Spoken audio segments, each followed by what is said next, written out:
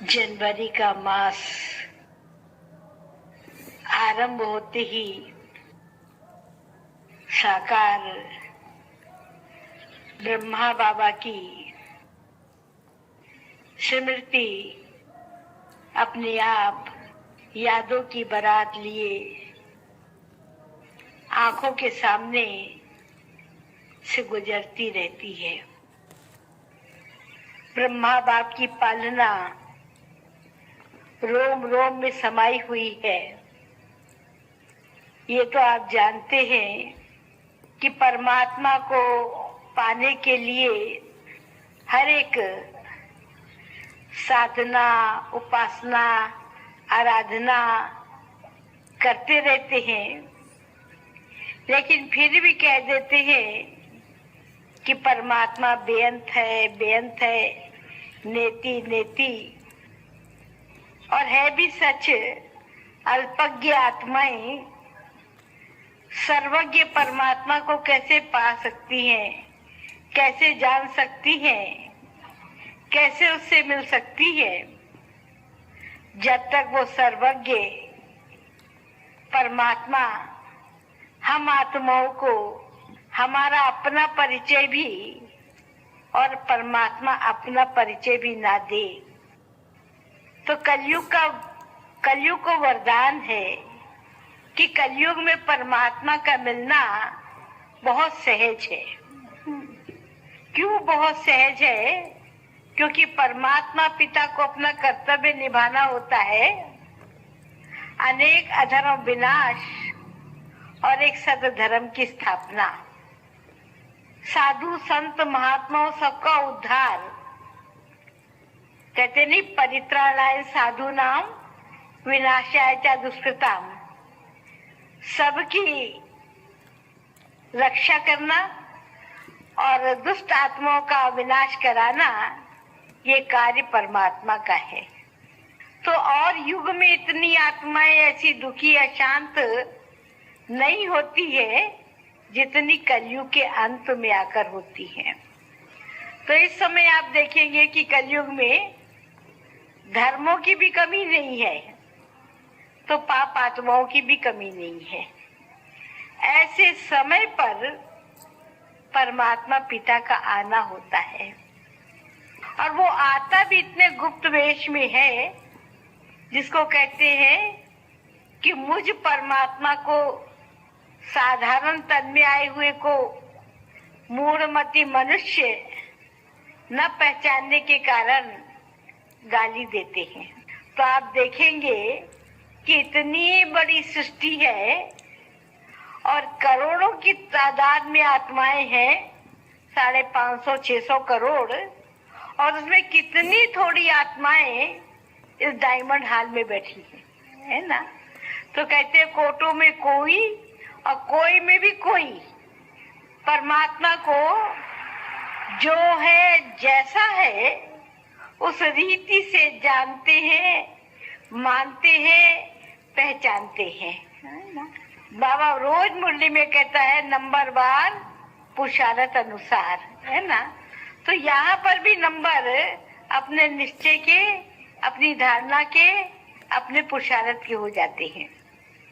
तो मेरा पार्ट भी इस ड्रामा में, इस यज्ञ में और परमात्मा पिता की पालना लेना था,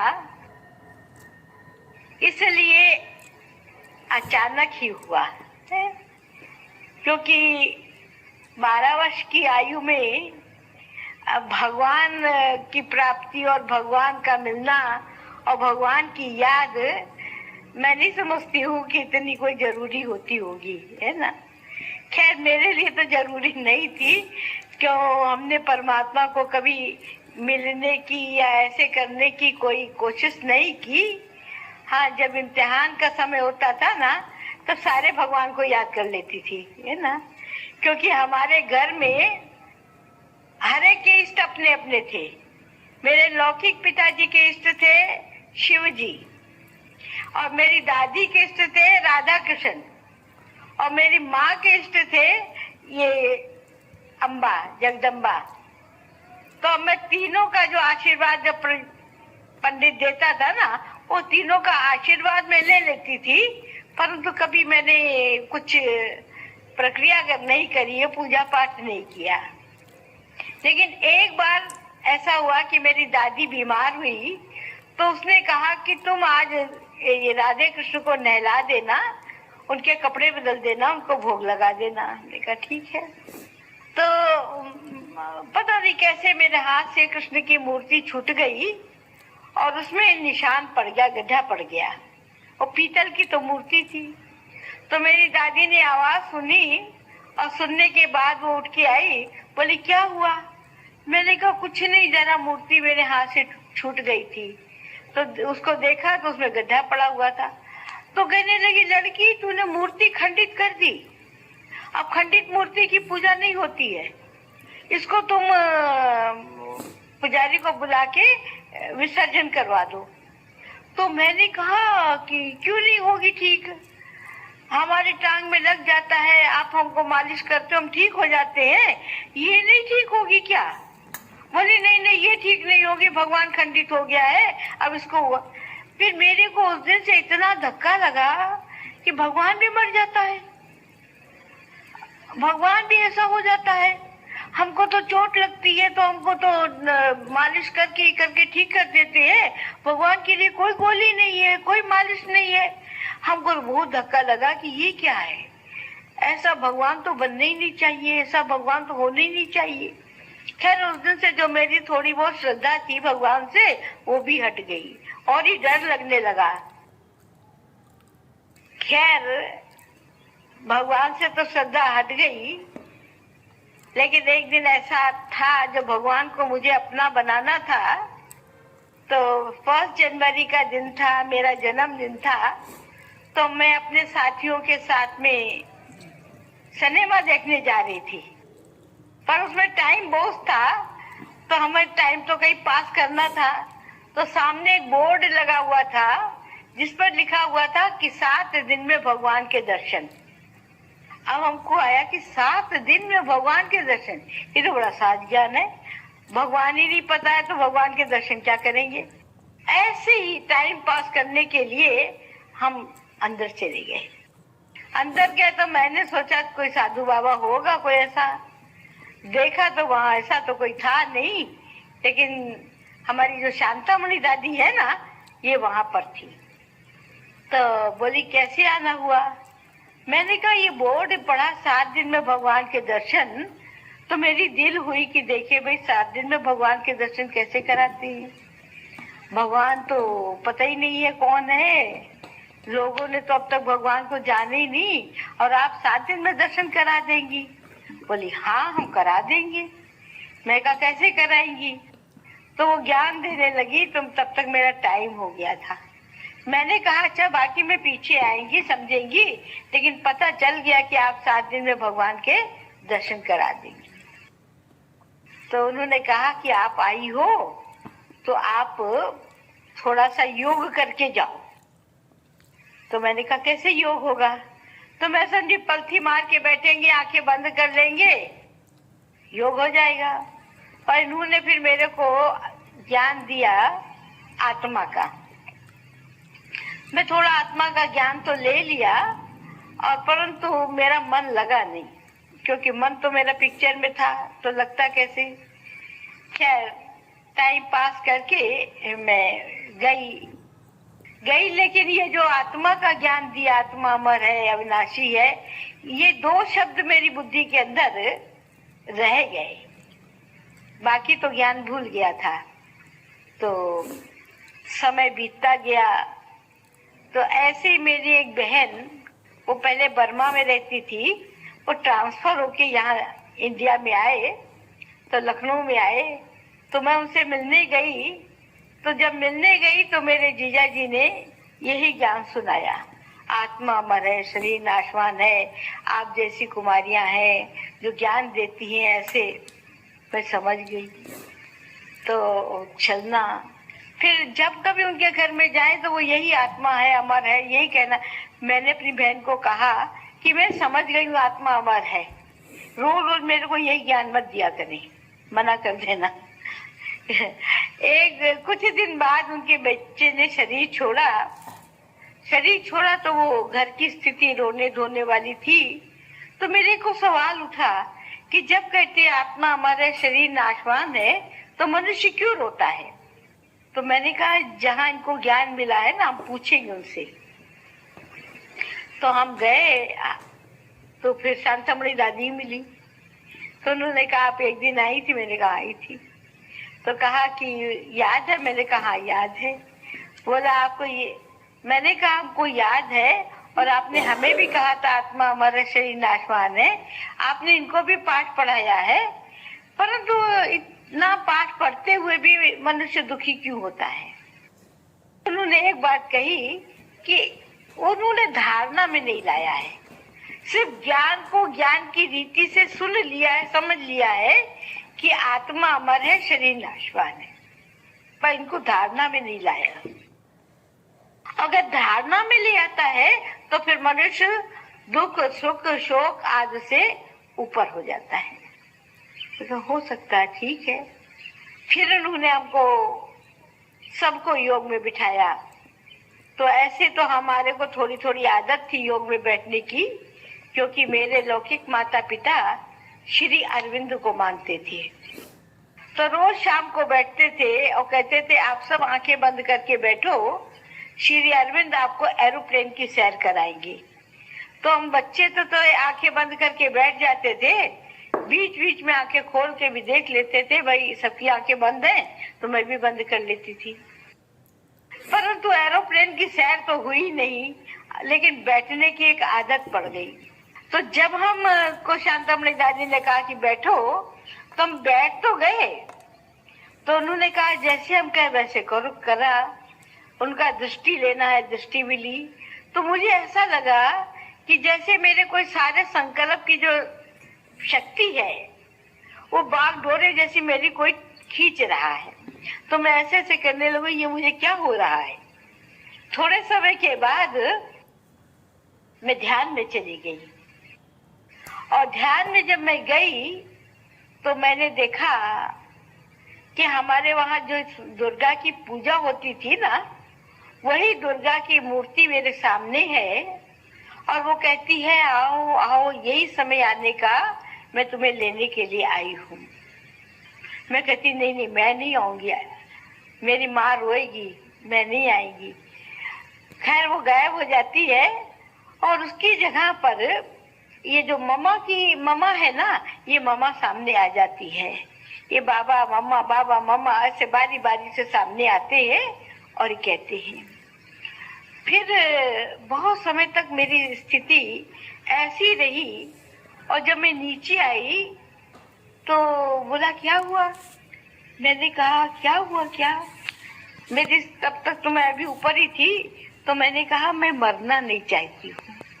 बोली क्यों तुम मरेंगी, तुम तो स्वर्ग में जाएंगी। मैं कहा स्वर्ग में मैं नहीं जाऊंगी। मैं सोचती थी मरने के बाद ही तो स्वर्ग जाता है, इतनी जल्दी मैं कैसे मर जाऊंगी। तो मैंने कहा मैं नहीं मरूंगी ना, मैं स्वर्ग में जाऊंगी। तो खैर वहां से उन्होंने पूछा, तो मैंने कहा कि मैं वहाँ फोटो देखे चारों तरफ, तो मामा का फोटो दिखाई दिया। मैंने कहा मैंने इसको देखा, ये कौन है। बोली ये हमारी मम्मा है। मैं कहा आपकी मम्मा है, ये मुझे क्यों दिखाई दी। बोली ये जगदम्बा है। मैं कहा जगदम्बा तो ऐसी नहीं होती है, वो तो अष्टभुजी होती है। कहती यही है जिसका भक्ति में गायन है। खैर थोड़ा मैं समझी, थोड़ा मैं नहीं समझी। लेकिन जब मैं घर गई तो मैंने अपनी माँ को कुछ नहीं बोला कि क्या हुआ। लेकिन रोज सुबह हुई और वही उठाने के लिए आ जाते थे, उठो उठो, मैं तुम्हें लेने के लिए आया हूँ, मैं तुम्हें लेने के लिए आया हूँ। और मेरे सामने कोई नहीं होता था, पर मुझे जगा के जैसे चला जाता था। मेरे को तो बहुत रोना आया। मैंने कहा ये क्या हुआ। फिर मैंने अपने जीजा जी के वहां गई। मैंने उनसे कहा भाई चलो आत्मा अमर हो या ना हो, सुना, शरीर नाशवान हो या ना हो, मेरे को इससे कोई मतलब नहीं है, पर मेरे को मैं जैसी थी वैसी मुझे बना दो। तुम्हारी बहनों ने पता नहीं क्या किया है। मेरी रात की मैं सुबह 8 बजे सो के उठने वाली, 4 बजे से मुझे कोई जगाना शुरू कर देता है। उठो उठो लेने के लिए आया हूँ, मैं जाना नहीं चाहती हूँ। तो वो कहे नहीं नहीं ये तो अच्छा है। मैंने कहा अच्छा क्या है, रोज मेरे को यही जाना है जाना है जाना है।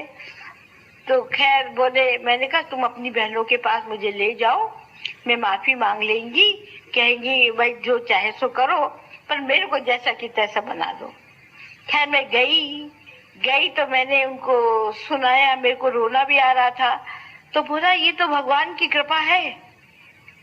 तो मैंने कहा ये भगवान की कृपा, रोज मुझे जगाता, रोज कहता चलो चलो चलो चलो। अब भी तो मैं संसार में आई, इतनी जल्दी मैं कैसे जाऊंगी। तो बोला नहीं नहीं, तुम 7 दिन का कोर्स करो तो तुम्हारा ये चला जाएगा।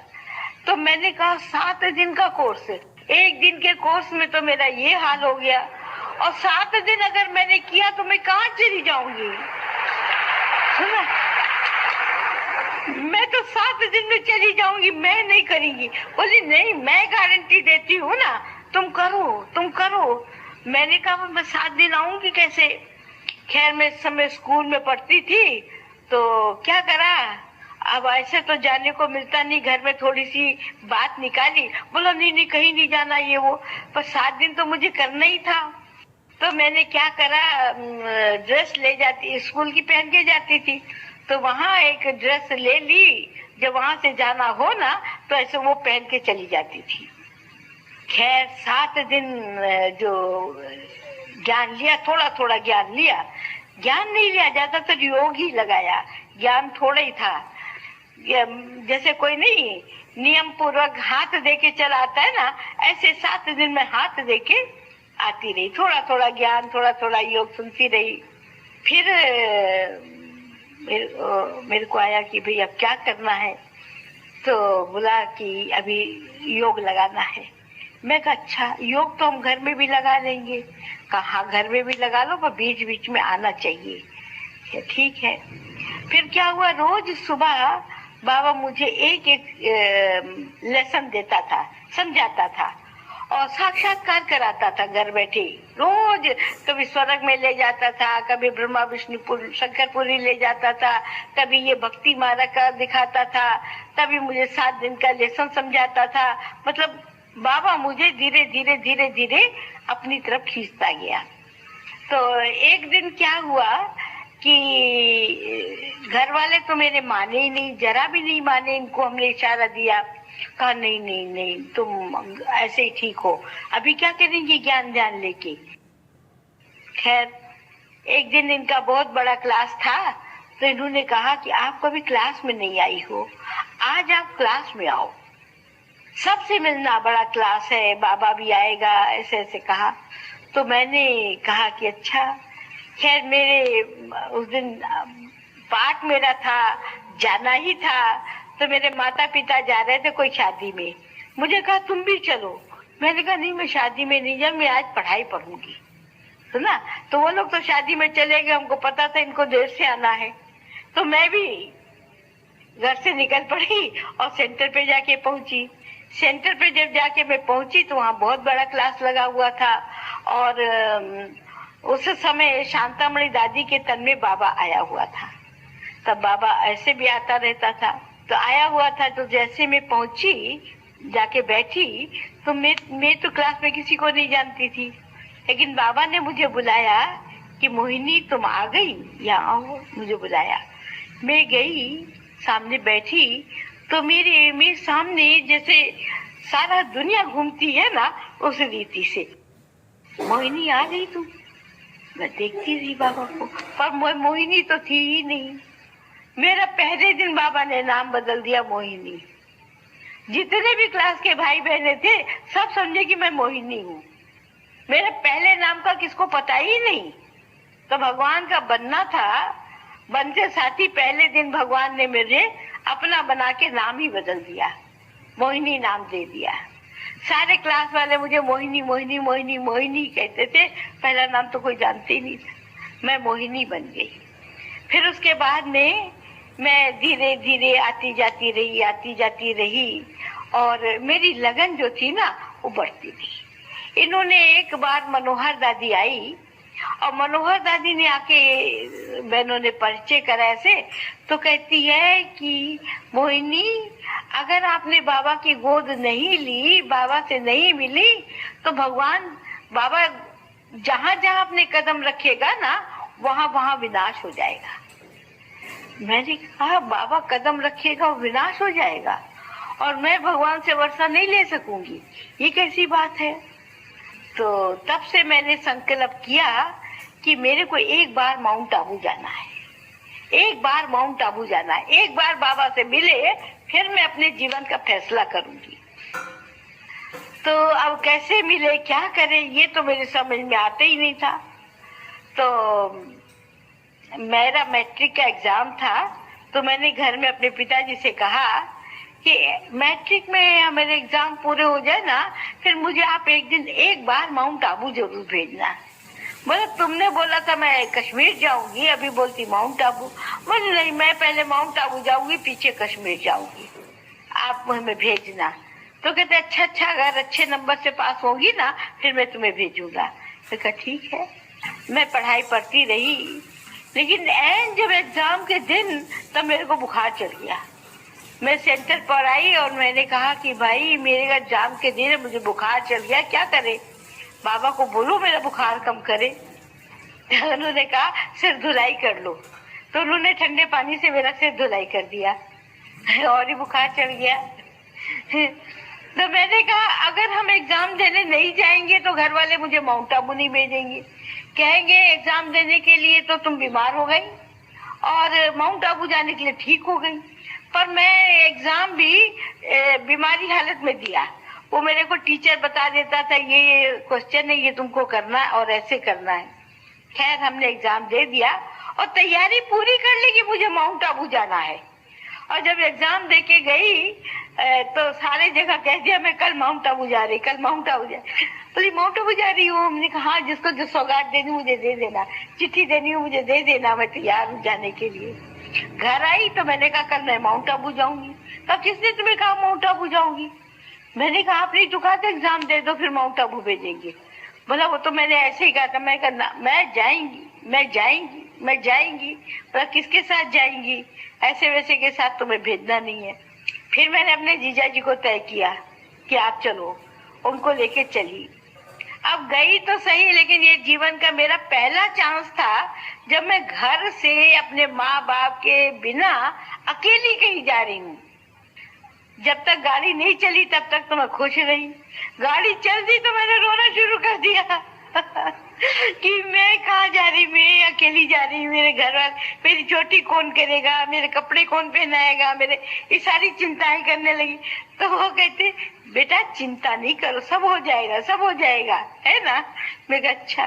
खैर दिल्ली आके पहुंची तो दिल्ली में कमला नगर में गई, वहां पर बहनों ने मेरी चोटी वोटी कर दी, सब कुछ ठीक ठाक कर दिया। फिर मैं जब शाम को पहुंची तो कहा अम्बा जी का मेला है और यहाँ पर बस आज नहीं जाएगी। मैं कहा कैसे नहीं आज बस जाएगी, हम इतनी दूर से आए भगवान से मिलने, ये कहते आज बस नहीं जाएगी। थोड़ी देर बाद फिर मैं बस स्टैंड बुकिंग ऑफिस में जाऊं, ऊपर बस कब जाएगी? बोला अभी तो नहीं जाएगी। बोला क्यों नहीं जाएगी, एक बस तो भेजना चाहिए, मैं 5000 वर्ष के बाद ऊपर जा रही हूँ अपने बाप से मिलने के लिए। तो वो के 5000 वर्ष के बाद? देखो हाँ 5000 वर्ष के बाद जा रही हूँ। आप नहीं समझोगे 5000 वर्ष के बाद क्या हुआ। जब मैं लौट के आऊंगी तो मैं आपको बताऊंगी, इस बार एक बस भेज दो, एक बस भेज दो। वो बेचारे ने लास्ट में करीब 8 बजे एक बस भेजी ऊपर। अब बस तो चल दी, अब वहां पर जो किसी को पता ही नहीं कि हम लोग आ रहे हैं, बस तो बंद थी। खैर मैंने कहा अब तो बाबा अपने आप ही मुझे बुलाएगा। तो जब हम वहाँ ऊपर पहुंचे तो मेरे को सब इतना नया नया लगा, अरे मैं कहाँ जा रही हूँ। जब मैं ऊपर पहुंची तो कुछ भाई बहने सफेद ड्रेस वाले इधर घूम रहे थे बस स्टैंड की तरफ। तो मैंने कहा रुको रुको रुको, यही लोग हैं जो मुझे ले जाएंगे। तो बोला ये रास्ते में थोड़ी रोकेंगे। मैं कहा फिर ये चले जाएंगे, इनको कह दो वहां आ जाए। ड्राइवर बेचारा अच्छा था, उसने रोका, कंडक्टर ने कहा, फिर आए। फिर जब हम कोटा हाउस में आके पहुंचे स्नान वगैरह करके तो बाबा अपने चेम्बर में बैठा हुआ था। बाबा, मम्मा और सब बहनें सब बैठी हुई थी। तो जैसे ही मैं कमरे के अंदर आई और मैंने बाबा को देखा तो बाबा के मुख से मैंने एक सेंटेंस सुना कि मम्मा, ये तो देव कन्या आई है। और उसके बाद में ध्यान में जाके बाबा को कितने रूपों से देख रही हूँ, कितने रूपों से देख रही हूँ और वही खड़ी हुई हूँ। फिर मेरे को कोई अंदर लेके गया। बाबा, मम्मा मेरे सामने बैठी और बाबा को देख रही हूँ। बाबा कहता है, देव कन्या आप पहुंच गई। आप आदिदेव ब्रह्मा की, आदिदेव सरस्वती की कुमारी देव कन्या हो। याद है, याद है। मैं आदि ऊपर आदि नीचे, धीरे धीरे मैं स्मृति में आती गई। यहाँ मैं देव कन्या हूँ। मैं आई तो उस दिन मेरी बाबा से पहली मुलाकात थी और मैं इतनी बाबा के स्वरूप देख रही थी, इतना बाबा देख रही थी, इतना मीठा, इतना प्यारा बाबा, एकदम जैसे सफेद संगमरमर की मूर्ति जैसा कोई होवे ना, ऐसे चेतन। फिर मैं खाना वगैरह खा के सोने के लिए आई तो फिर मेरे को डर लगे कि मैं अकेली कैसे सोऊंगी। तो मैं बैठी रही, कोई आ न जाए, अकेली हूँ कमरे में। तो इतने में बाबा चक्कर लगाता हुआ आया तो मेरे कंधे पे हाथ रखा। मैं डर गई। बोला, क्या हुआ बच्ची, नींद नहीं आती? मैंने कहा नहीं। बोला, मैं सुला दूं? मैं कहा भले। मैं सो गई। बाबा मेरे को ऐसे ऐसे करता रहा, पता नहीं मैं कब सो गई।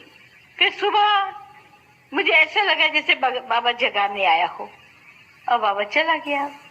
मैं तैयार होके आके क्लास में बैठी तो बाबा ने मम्मा को कहा कि मम्मा, ये ना जो देव कन्या है ना, ये बहुत छोटी है, अभी आप इसको ना इसकी संभाल करो, इसको पढ़ाओ, इसको लिखाओ, इसकी संभाल करो। उस दिन से लेके मम्मा, जैसे मुझे लगा मेरा दूसरा जन्म ये मम्मा की गोद में हुआ, बाबा मामा की गोद में। तो उस दिन से लेकर बाबा ने मेरे से सवाल पूछा कि बताओ परमात्मा कहाँ है। मैंने कहा परमात्मा कहाँ है, यही तो परमात्मा है। ब्रह्मा बाबा को बोल दिया। कहते ये बच्ची परमात्मा थोड़ी है, ये तो ब्रह्मा बाबा है। मैंने कहा ब्रह्मा बाबा में परमात्मा है ना, तो दोनों ही हैं। तो बाबा ने मम्मा ने को कहा, मम्मा इस बच्ची को 7 दिन का लेसन दो और इतना तैयार कर दो कि ये बॉम्बे की जो प्रेम कुटीर है ना, सिंधियों सन्यासियों की, वहां जाके भाषण करे, तब मैं कहूँगा वाह देव कन्या वाह। फिर भाई मेरा बाकायदे लेसन शुरू हुआ, क्योंकि 7 दिन का लेसन तो मैंने किया ही नहीं था, बस योग लगा के चली आती थी, भगवान है ऐसे सुन लिया था। तो बस मामा ने फिर मेरे को ज्ञान देना शुरू किया। मैं थोड़ा थोड़ा ज्ञान लेती रही। अच्छा, फिर बाबा क्या करता था, छोटे छोटे भाषण लिखता था और भाषण लिख के मम्मा को देता था और मम्मा कहती थी कि तुम इस भाषण की प्रैक्टिस करो। प्रैक्टिस करवाती थी और शाम का समय होता था तो एक तरफ बाबा और एक तरफ मम्मा, बीच में मेरे को कहते देव कन्या आके बैठो और भाषण करो। अब कहा मेरे को अलग बे भी नहीं आता था, कहा भाषण करो। तो मम्मा सिखा देती थी, वे भाषण कर देती थी। तो एक दिन क्या हुआ, ये जो श्लोक है ना, तुम मात पिता हम बालक तेरे, तुम्हारी कृपा ते सुगने रे, मैं भाषण कर रही थी ना, भाषण करते करते मैं उल्टा बोल गई। मैं मात पिता तुम बालक मेरे, है ना, मैं ऐसे बोल गई। तो जो जैसे आप लोग हंसे ना, वैसे वहां भी लोग हंस पड़े। मैं पंख हो गई कि क्या बोला है। बाबा कहता नहीं नहीं ठीक है, वहां बच्चे आगे ये ठीक बोल रही है, तुम लोग ठीक नहीं समझते हो। अच्छा, मेरे को हिम्मत दी बाबा ने, मैं आगे सारा पूरा किया। जब सारा पूरा हो गया फिर बाबा ने मुझे बुलाया, यहाँ हो बच्ची। मैं सामने आई तो बोला वो श्लोक कौन सा था। फिर मैं उल्टा ही बोली, हम मात पिता तुम बालक मेरे। तो मम्मा मुझे घूरने चले जाते थे। फिर बाबा कहता था अच्छा मैं रस पिलाऊंगा, तो ये रुमाल में ऐसे करके ना मुंह खोलो, बाबा दबाता था, रस मुंह में आ जाता था। अरे बड़ा मजा आता था। करीब 11 बजे 12 बजे के अंदर घर लौटते थे। पेट इतना भरा हुआ होता था, सीधे पलंग पर ही जाते थे। अच्छा, फिर उधर बाबा बैठ के पोस्ट वगैरह देखता था। कहता देखो बच्चे, कोई मनी ऑर्डर आया है, कोई चेक वेक आई है? तो देखते थे, हाँ आई है बाबा। जाओ जाओ बच्चे जाओ, दाल लेके आओ, चावल लेके आओ, ये लेके आओ, खाना बनाओ। अच्छा, फिर जब खाना बन जाता खाते थे। कहते पता है आज नाश्ता करने के लिए नहीं था, इसलिए तुमको जंगल में ले चला चेरी खिलाने के लिए। हम इतने बाबा के उससे हंसते थे। हमने कहा बाबा आप भी कमाल की हो, अगर आप ऐसे कहते नाश्ता नहीं मिले तो सबको भूख लग जाती है ना, कि नाश्ता दो नाश्ता दो नाश्ता दो नाश्ता दो, भूख लगी भूख लगी। बाबा ने अटेंशन सबका ऐसा डाइवर्ट कर दिया जो किसको नाश्ता याद आया ही नहीं। सामने जंगल में खूब पेट भरा और फिर आए। तो ऐसी युक्ति से बाबा बच्चों की हर रीति से पालना करते थे कि बच्चों को जरा भी अनुभव नहीं करने देते थे ये चीज नहीं है या भूख लगी है या कुछ, कभी नहीं। खुद बाबा हंसते रहते थे, हंसाते रहते थे, बहलाते रहते थे और करते रहते थे। इतने बच्चे संतुष्ट और सुखी रहते थे जो बात नहीं पूछो। और दूसरा बाबा हर एक को ये देखता रहता था कि बच्चे की बुद्धि ज्ञान और योग में है या नहीं है, पढ़ाई पर पूरा ध्यान है, योग पर पूरा ध्यान है, ये बाबा हर एक का चेक करता रहता था। पहले मम्मा आती थी, मुरली सुनाती थी, उसके बाद में बाबा आता था। तो बाबा सारा चक्कर लगा के आता था कि देखता था कि कौन सोया हुआ है, कौन नहीं आया हुआ है, कौन क्या कर रहा है, वो देख के बाबा आता था।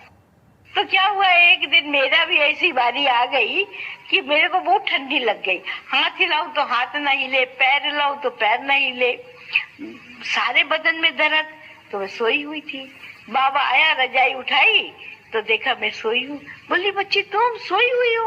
मैंने कहा हाँ बाबा मेरे को बहुत दर्द है। बोला अच्छा दर्द है, एक रजाई और ओढ़ लो। एक रजाई बाबा और उड़ा के मुझे चला गया। मैं खुश हो गई कि बाबा ने मेरी रजाई और उड़ा दी, है ना। अच्छा 2-4 दिन निकल गए। निकलने के बाद एक बार बाबा को थोड़ी तकलीफ हुई तो मैंने कहा बाबा आज क्लास में नहीं आएंगे क्या? बाबा कहता है मैं तुम्हारी तरह थोड़ी हूँ, को जरा सी ठंडी लग गई, जरा बदन में दर्द हुआ, क्लास में नहीं आए। मेरी को तो इतना फील हो गया, इतना फील हो गया कि उस दिन तो रजाई उड़ा के चला गया और आज मेरे को 3-4 दिन के बाद ऐसे ताना देता है। उसी दिन मुझे कह देता, ये कोई अच्छी बात है क्या? मेरे को ऐसा लगा कि मेरे को ऐसा ठीक नहीं कहा, ठीक नहीं कहा। बाबा ने तुम्हें ऐसे कहा, बाबा ने तुम्हें ऐसे कहा। सारा दिन मेरा मन मेरे को कहता रहा ऐसा कहा, ऐसा कहा। बाबा के साथ घूमने गए तो यूं मैं बाबा का हाथ पकड़ के चलती थी। उस दिन बाबा का हाथ भी नहीं पकड़ा, मम्मा का हाथ पकड़ा। नकीले की लहरें मुझे कहे देखो आज बाबा ने तुम्हें ऐसे कहा, तुम्हें ऐसे कहा, तुम्हें ऐसे कहा। तो कैसे जैसी मनुष्य की दृष्टि वृत्ति होती है ना, वैसे उसको सारा संसार दिखाई देता है। मैं भोजन बाबा के साथ करती थी। उस दिन मैंने भोजन भी नहीं किया, अकेले जाके कराई जैसा तैसा। फिर बाबा ने कहा अरे बच्ची को बुलाओ भोजन करे, कहाँ है? तो मेरे को बुलाने आए। मैंने कहा नहीं मेरे को भूख लगी थी, मैंने खा लिया। बाबा कहता देखो मैं देर कर देता हूँ ना, बच्ची को भूख लगती है, उसने खा लिया, अब कल से मैं जल्दी तैयार हो जाऊंगा। मैं सुना, मेरे को अंदर आया, फिर भी हठीला मन, देह अहंकारी मन जो था ना वो माना नहीं। तो शाम को 5 बजे हमारा योग होता था। योग में बैठे तो बाबा की तरफ बैठते, उस दिन मामा की तरफ बैठी, मामा से दृष्टि देती रही। गीत बजा, तेरे फूलों से भी प्यार, तेरे कांटों से भी प्यार। तो मन और बुद्धि का युद्ध छिड़ गया। मन कहे, बुद्धि कहे जब बाबा तुम्हें इतना प्यार करता कहता तब तुम्हें ख्याल नहीं आता है, इतना जरा सा बाबा ने कह दिया तुम्हें इतना ख्याल हो गया, ये कोई अच्छी बात है क्या? मन कहे नहीं नहीं ठीक है, जो हुआ जो तुम कर ठीक है। तो ऐसे ही मन बुद्धि का खेल चलता रहा, मन सोचता भी रहा। जब ये योग पूरा हुआ तो बाबा ने कहा बच्ची कहाँ, बच्ची कहाँ है, बच्ची कहाँ? फिर मैं दरवाजे के पास ही बैठी थी। बोला या बोली तुम वहाँ क्यों बैठी हो? रोज यहाँ आके बैठती थी, आज वहाँ बैठी हो। मैंने कहा नहीं नहीं मैं ठीक हूँ। बोला बाबा बुलाता, उठो उठो। जाके फिर मैं बैठ गई सामने। बाबा कहता अच्छा बच्ची, ये जो गीत बजा है ना उसका अर्थ क्या है सुनाओ। अरे मैं तो ऊपर से नीचे गिर गई जैसे। मैंने कहा भगवान अंतर्यामी, उसने मेरा दिल की बात पढ़ ली। फिर मैंने सच्ची सच्ची जो सुबह से हुआ वो शाम तक का सुना दिया बाबा को कि बाबा ऐसे हुआ ऐसे हुआ ऐसे हुआ, आपने मुझे ऐसे बोला था, मेरा मन ऐसे हुआ, खाना भी नहीं खाया, ऐसे सारी बात सुना दी जो था। बाबा हंसे। बाबा कहता अच्छा बच्ची मम्मा को बुलाना। मामा चली गई थी हम लोगों के खाने की तैयारी कराने के लिए। फिर मम्मा आई तो कहते बच्ची मम्मा को सुनाओ क्या हुआ। मैंने मम्मा को भी सारे सुना दिया जो हुआ। तो वो कहता है बाबा बच्ची मम्मा देखो मैं नहीं कुछ कहता हूँ, कहने वाला तो वो है, वो कह के चला जाता, मैं फंस जाता हूँ। सुना? तो मैंने कहा भाई उसको मना कर दो, ऐसे ना कहा करे, उसको जो कह रहा है उसी समय हमें कह दे, हमको कोई फील नहीं होगा। ये 4 दिन बाद ताने की भेष में कहता वो मुझे अच्छा नहीं लगता, उसको मना कर दो, ऐसे मुझे ना कहे। तो मैं भी बोली थी, बाबा हंस दिया, मुस्कुरा दिया। खैर तो बाबा ने मेरे को अच्छी रीति से पढ़ाया, पालना दी और मैं गई 15 दिन के लिए थी। तो बाबा ने कहा कि तुम जाओ बच्चे, जीजा जी को कहा तुम जाओ, ये बच्ची यहीं रहेगी और अभी तो मेरी सेवा करेगी। मैंने उनको चिट्ठी लिख दी, मेरी तबीयत ठीक नहीं है और वहाँ गर्मी बहुत है, थोड़ी मौसम बदल जाएगी फिर मैं आऊंगी। फिर बाबा ने मुझे 15 दिन अच्छा होशियार कर दिया और 15 दिन के बाद मुझे बाबा ने मुंबई भेज दिया कि जाओ बम्बई, और अगर तुम प्रेम कुटीर में सबके सामने अच्छा सा भाषण करके आएंगी ना तो बाबा तुमको इनाम देगा। हम मैं प्रेम कुटीर गई, बाबा ने तो कहा हुआ था और मैं ये समझती थी कि बाबा जो मुझे कहता है शक्ति भी देता है, वरदान भी देता है। तो मैं गई और मैंने भाषण जाके वहां पर जोरदार कर दिया। सभी कहे ये ओम मंडली की छोटी सी लड़की और इसने क्या जोरदार भाषण किया है। ओम मंडली वाले ने एक अच्छी चिड़िया फंसा दी है, ऐसे सिंधी लोग बोले। मैंने कहा मैं चिड़िया हूँ क्या, मैं देव कन्या हूँ, आदि देव की बच्ची हूँ। मेरे को चिड़िया मत कहो, मुझे शिव शक्ति कहो, देव कन्या कहो। तो सब मेरे से ज्ञान सुनने के लिए ना आते रहे, वो करते रहे। खैर मैं तो 4-5 दिन रही और 4-5 दिन रहने के बाद आ गई। बाबा ने कहा बच्ची तुमने बहुत अच्छा ज्ञान दिया और इतनी छोटी छोटी बच्चियां अगर बैठ के ज्ञान दें तो लोग समझेंगे कि जब ये बच्चियां इतनी होशियार हैं तो इनके माँ बाप कितने होशियार होंगे। सुना, सन शोज फादर। तो इसलिए बच्ची अभी तुम होशियार हो जाओ अच्छी तरह से। फिर मेरे घर से चिट्ठियां आने लगी तो मैं कहूँ कि बाबा मैं नहीं जाऊंगी। बाबा कहे नहीं बच्ची जाओ। जब मैं कहूँ जाऊंगी तो बाबा कहे नहीं जाओ, और जब मैं कहूँ मैं जाऊं नहीं जाऊंगी तो बाबा कहे जाओ, अभी तो तुमको सामना करना पड़ेगा। मेरे को अभी कॉलेज में दाखिला लेना था तो मैं पास हो गई, फर्स्ट डिवीजन में आई। बाबा ने बड़ी अच्छी पिकनिक की, शाबाशी दी। बाबा ने मेरे को बड़ी अच्छी ड्रेस सिला के दी। उस समय ड्रेस पहनते थे चुन चुन करके, बहुत नीचे तक पारा पहनते थे। फिर जब मैं यहाँ पर थी मधुबन में ही, मेरे जाने का टाइम हो रहा था, तो यहाँ पर एक बांधेली माता दिल्ली में थी, उसका पति आया। तो वो पहली बार आया था और एंटी था। तो बाबा ने उसको बाहर रहने की जगह दी, विश्व किशोर का कमरा और ये हॉल, और उसके चारों तरफ बरामदा था। इधर बाबा का कमरा था, इधर हम लोग रहते थे। तो मेरे को ये जिज्ञासा हुई सरदार कैसे होते, सरदार कैसे होते। और वो सरदार था तो सबको मना थी कि उस तरफ नहीं जाना है। तो मैंने देखा इस समय यहाँ कोई नहीं है ना, मैं चुपचाप उसके कमरे की तरफ गई और कमरा दरवाजा जरा सा खोला खोला तो सरदार था, लंबा चौड़ा बड़ा सरदार था। तो मैंने कहा क्या खा रहे हो, ऐसे कह के मैं भाग गई। रात में हमारे वहां रोज कचहरी होती थी कि भाई जिसने कोई भूल चूक की हो तो हाथ उठाओ, हाथ उठाते थे। तो फिर कहते जिसने कोई देखा सुना वो हाथ उठाओ, तो देखे सुनने वाले उठाते थे। तो उस दिन मैंने भी हाथ उठा दिया कि देखा सुना हाथ उठाओ। मैंने हाथ उठाया। मामा ने कहा क्या देखा, किसका देखा? तो मैंने कहा सरदार जी का। अरे मम्मा तो मेरे को देख के हैरान हो गई, ये लड़की क्या बोल रही है। बोले नीचे करो नीचे करो हाथ। फिर मामा कहे देखा सुना हाथ उठा, फिर मैं हाथ उठा। फिर मामा की मेरी समझ में नहीं आया। मैंने कहा जो है वो बताएंगे। आखिर वो सरदार बोलता है कि मामा ये देव कन्या जो कह रही है ना, आप उससे पूछो तो सही क्या कह रही है। मामा कहती नहीं नहीं ये बच्ची है ना, इसको भी थोड़ी समझ कम है। मैं कहती समझ कम है। मामा कहती है, वो कहता नहीं है, वो जिद कर गई नहीं बतावे नहीं बतावे देव कन्या नहीं बताओ। मैंने कहा मामा कहती अच्छा बताओ। मैंने कहा मामा हमको मना तो किया गया था, आप उधर नहीं जाओ, पर मेरी दिल थी कि मैं देखूं सरदार कैसे होते हैं, तो इसको मैं देखने के लिए गई। तो ये अपने कमरे में पान खा रहा था। यहाँ पान खाना मना है ना।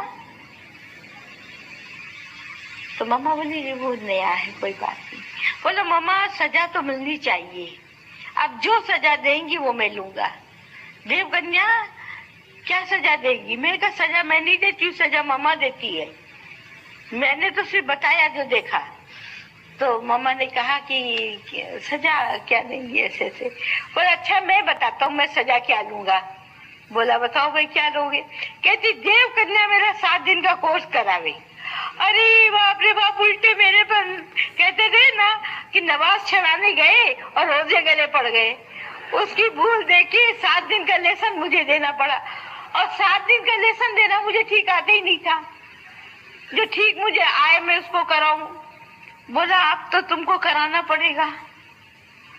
मैंने कहा 7 दिन का लेसन मेरे को कराना पड़ेगा। तो हाँ मैं देव कन्या से ही करूंगा और किसी से नहीं करूंगा। मैंने कहा अच्छा ठीक है, फिर मैं आत्मा की स्टडी करूं, और जहां मुझे कुछ ना आवे ना, मैं उसको ये नहीं कहती थी नहीं आता, मैं बाकी बात कल सुनाऊंगी। सारा ज्ञान एक दिन में नहीं दूंगी, बाकी कल। फिर मैं पूछती थी आगे आगे क्या आगे क्या आगे क्या आगे क्या। ऐसे कर करके 3 दिन बड़ी मुश्किल से निकले। मेरी नींद ही खत्म हो गई, भूख प्यासी खत्म हो गई, उसको ज्ञान देना यही चिंतन चलता रहा। जिसके पास बैठो उसको यही बोलो। मैंने कहा ये तो बड़े बुरे फंस गए मैं तो। खैर उसको दिया ज्ञान, 3 दिन तो ऐसे ही दिया। जब वो 3 दिन बाद जाने लगा तो मामा ने कहा इसको बस स्टैंड तक छोड़ के आओ। मैंने कहा मैं नहीं जाना है कि नहीं छोड़। मैंने कहा फिर पता नहीं क्या हो गया और आगे। तो गई तो माँ कमल के फूल बिक रहे थे। तो मैंने कहा सरदार जी पैसे हैं? कहता हाँ है। मैं कहा लाओ, लिया, और 8 आने का एक फूल होता था कमल का बड़ा सा। तो मैंने 4 फूल लिए, एक सरदार को दिया, एक सरदारनी को दिया। कहा कमल फूल समान है ना, दिल्ली जा रहे हो, दिल्ली में बहुत माया होती है, ऐसे रहना न्यारे प्यारे। जो तोते को ज्ञान था वो सारा ज्ञान दे दिया। 2 में ले आई। वो बेचारा रोता रोता गया, कहता देव कन्या आप दिल्ली आना, आप हमसे जरूर मिलना, आप हमसे जरूर मिलना, और तुम्हारी बात मैं मानूंगा, मैं पान नहीं खाऊंगा, आत्मा को याद रखूंगा।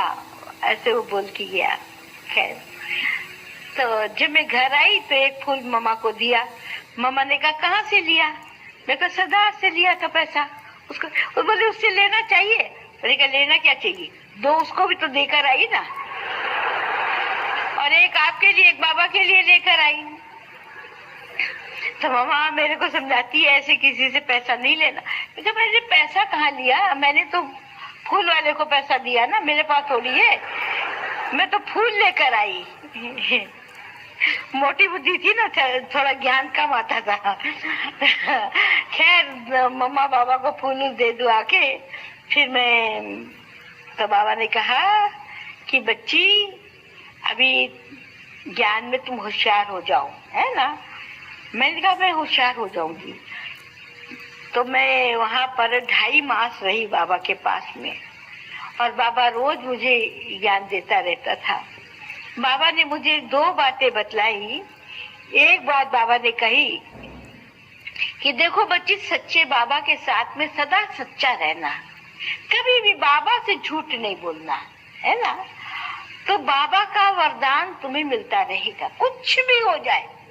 मैंने कहा ठीक है। और दूसरा बाबा ने कहा कि सदा खुश रहना, कुछ भी होवे ना, तुम्हारा मुस्कुराता हुआ चेहरा जो है ना, वो मुरझाया हुआ नहीं चाहिए। मैं कहा ठीक है। अच्छा, फिर कुछ भी मेरे से भूल होती थी ना, तो मैं जाके बाबा को कहती थी, बाबा ये मेरे से भूल हो गई है, मुझे बचा दो, है ना। कई बार बाबा को आके कहते थे, बाबा आपने इसको सिर पे चढ़ाया हुआ है ना, ये भूल कर देती है। मैं कहा हाँ कर तो देती हूँ, लेकिन बाबा आप हमें बचा लेना। तो बाबा कहता था अच्छा आज मैं बचा लूंगा, फिर दोबारा तुम भूल नहीं करना। मैं कहा हाँ दोबारा नहीं करूंगी। तो इस तरह से छोटी छोटी भूलें होती थी, है ना, कोई बड़ी नहीं होती थी। किसी को कुछ कह दिया, किसी का कहना नहीं माना, किसी का कुछ, यही अच्छा। तो इसी तरह की छोटी छोटी भूलें होती थी ना, जैसे लूडो खेलते हैं ना,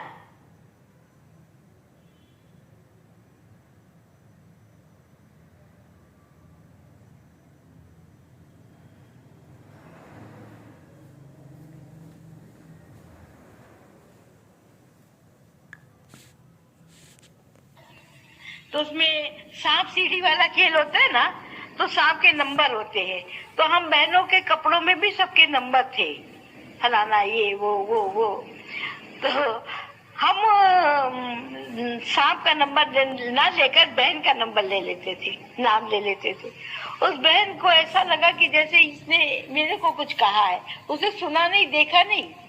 फिर मेरी रिपोर्ट निकाली। मैंने कहा भाई मैंने इसका नाम लिया ही नहीं है, मैं उसको कुछ कहा ही नहीं है। कहा है। मैं कहा कब कहा है। फिर बोला कि भाई फलाने समय। तब मेरे को हंसी आ गई। मैंने कहा उस समय तो मैं खेल खेल रही थी। तो मैंने कहा मम्मा मैंने नहीं कहा, मैं खेल खेल रही थी ना, खेल में इसका नाम ले गई होंगी, पर अब नहीं लूंगी नाम। फटाफट माफी मांग ली, किनारा कर लिया, दोबारा नहीं करा। तो इस तरह से यज्ञ के अंदर बाबा हमें रोज कुछ न कुछ प्रोग्राम देता रहता था। तो एक दिन बाबा ने कहा कि तुमको 7 दिन भट्टी में रहना है। तो 7 दिन भट्टी का मतलब ये है, एक कमरे में रहना है। जो संदेश पुत्री संदेश लेकर आई वो तुम्हें योग कराएगी, बाबा मामा टाइम पर आकर योग कराएंगे, एक समय पर खाना खाना है। तो मैंने कहा बाबा इतनी सारी लिस्ट जो लिख के दी है ना, वो मैं अकेली कैसे रहूंगी, एक समय कैसे खाना खाऊंगी, मुझे तो दोनों समय भूख लगती है। बाबा ने कहा 2 समय दे दूंगा, पर तुम भट्टी में बैठो। पहला दिन अकेले कमरे में जब मैं भट्टी में बैठी, तो पहला समय तो मेरे को व्यतीत न हो कि कैसे करे। बार बार योग लगाए, फिर बार बार नीचे आए, मैं अकेली हूँ। अच्छा, फिर बाबा मामा 10:30 बजे मुझे योग कराने आए। उसके बाद में मेरी स्थिति बदल गई। ऐसी स्थिति बदल गई कि जैसे मैं ऊपर परम धाम में बैठी हूँ, सूक्ष्म वतन में बैठी हूँ, और मैं जैसे बिल्कुल लाइट के कार में बैठी हूँ, सिवाय एक बाबा के और कहीं मेरी बुद्धि नहीं है, जैसे एकदम शांति में बैठी हूँ। बाबा आवे, योग करावे, योग करा के चला भी जाए, लेकिन मैं उठ नहीं पाती थी, जैसे बैठी हूँ वहीं बैठी हूँ। 7 दिन मेरे ऐसे व्यतीत हो गए जैसे 7 घंटा व्यतीत हो गए, और मेरी दिल ही ना हो कि मैं इस कमरे से बाहर निकलूं। मैं निकलूं बाहर की दुनिया देखूं, फिर मैं अंदर आ जाऊं, फिर मैं निकलूं, फिर मैं देखूं, फिर मैं अंदर आ जाऊं। मुझे किसकी आवाज नहीं अच्छी लगती थी, समझ में नहीं आता था ये क्या कह रहा है। तो 7 दिन में बाबा ने मेरी काया जो है ना पलट दी, मेरी सारी बुद्धि बदल दी।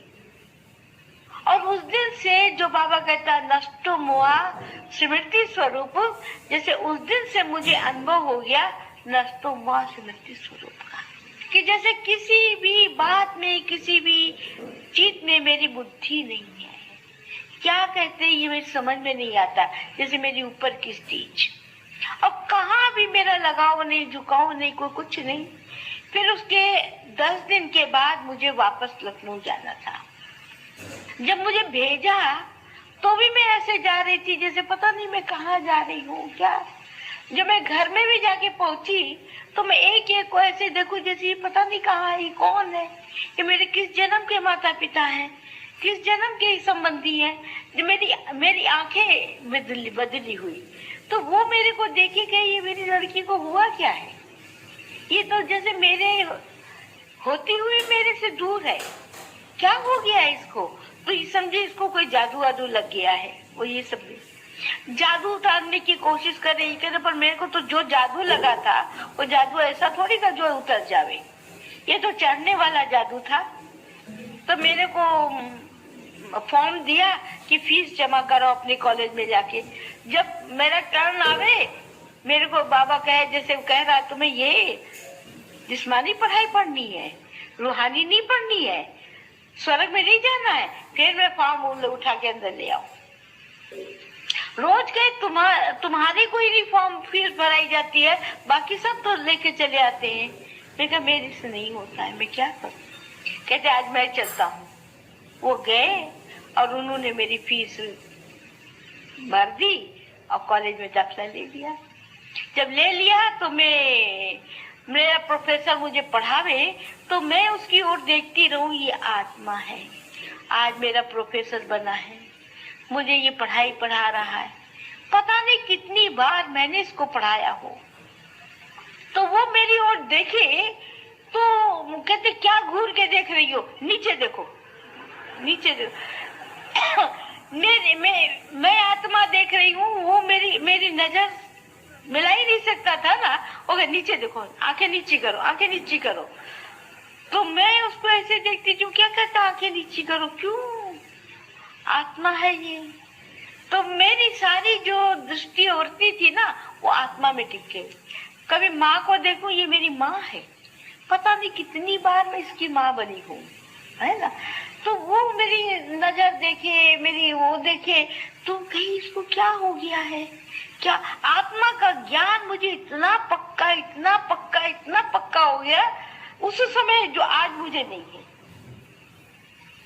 बाबा ने मुझे अपना बनाना था ना तो उस समय ये बहुत पक्का कर दिया। तो उन्होंने कहा भाई इसको तो जादू लग गया, अब इसको वहां नहीं भेजना है, ब्रह्मा कुमारी में। और मैं कहूँ जब तक मैंने वहां जाना नहीं, मैंने खाना नहीं है। तो एक दिन क्या हुआ, उन्होंने मुझे जबरदस्ती रोक दिया, नहीं भेजा। तो मैंने उस दिन खाना भी नहीं खाया, पर मेरे को भूख बहुत जोर से लगी हुई थी, है ना। कभी ऐसा दिन हुआ ही नहीं जो मैंने ना खाया हो। तो रात हुई तो सारे खा पी के सो गए। अगर मुझे झूठा भी कहते चलो कोई बात नहीं तुम खा लो, मैं खा देती, लेकिन उन्होंने किसी ने मुझे नहीं कहा तुम खाना खाओ, और सब सो गए। मेरे को भूख के मारे नींद ही ना आवे। मैं कहूँ ये मेरी माँ है, ये मेरा बाप है, मैंने खाना नहीं खाया, ये सो गए खाना खा के। कैसे इनको खाना खाया गया। ये कोई मेरी माँ नहीं, कोई मेरा बाप नहीं है। मैं अपने से सारी रात रोती रही और बात करती रही। सुबह उठी, नहाया धोया, कपड़े पहने और सीधी निकल गई सेंटर पर। और जाके मैंने कहा पहले मुझे खाना दो। उन्होंने गरम गरम खाना बना के मेरे को दिया, मैं खाया। खाने के बाद मैंने जो बात हुई सारी सुनाई।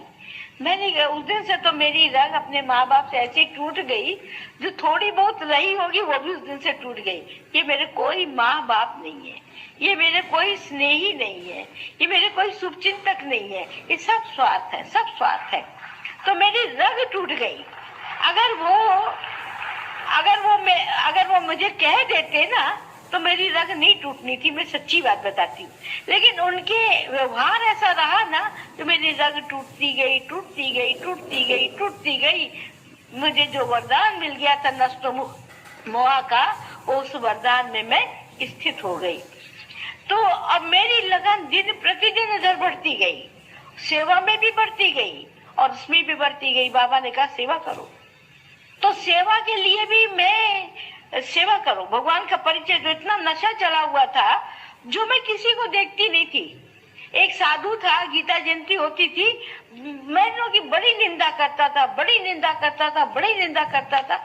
मैंने कहा ये सिर्फ निंदा ही करता है, इतनी ऊंची बहने, इतनी श्रेष्ठ बहने, ये निंदा करता है। तो मैं उसके पास में गई तो मैंने कहा मेरे को कोई सवाल पूछने। बोले क्या पूछोगी तुम? छोटी सी लड़की, अभी खाओ पियो सवाल। मैं कहा कल मर गई तो छोटी सी लड़की मरेगी, संस्कार तो मैं लेके जाऊंगी ना। तो कहता तुम ब्रह्मा कुमारी की है क्या? मैं कहा हाँ मैं ब्रह्मा कुमारी की हूँ।